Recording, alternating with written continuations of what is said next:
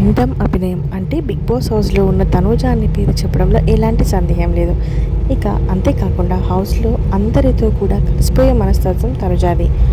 అలాంటిది ఈరోజు లైవ్లో తనుజ చాలా ఎమోషనల్ అవుతూ భరణి దగ్గర కన్నీళ్ళు పెట్టుకుందనే చెప్పాలి.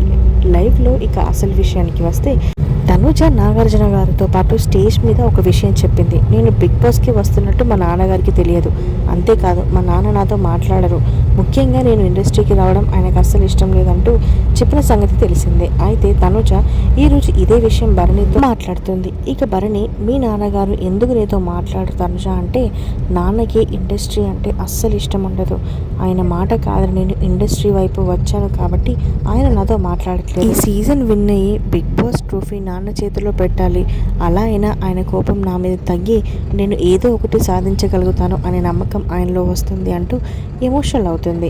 ఇక తనుజ ఎమోషనల్ అవుతుంటే భరణి గారు ఉండి, తనుజ నువ్వంత ఎమోషనల్ అవ్వకు, నన్ను స్కిట్లో ఎలాగో నాన్న అని పిలిచావు కదా, నన్ను అలానే నాన్న అని అనుకో, బయట మీ నాన్నగారితో నువ్వు ఎలా మాట్లాడతావో నువ్వు అలాగే నాతో మాట్లాడొచ్చు, నువ్వు అలాగే నాతో ఉండొచ్చు అని చెప్పి అంటాడు భరణి.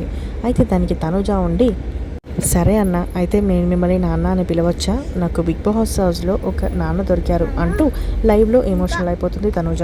ఇక తనుజ మాట్లాడిన మాటలపై మీరేమంటారో కమెంట్ సెక్షన్లో కమెంట్ చేయండి. అలాగే భరణి మంచితనం గురించి కూడా కమెంట్ చేయండి.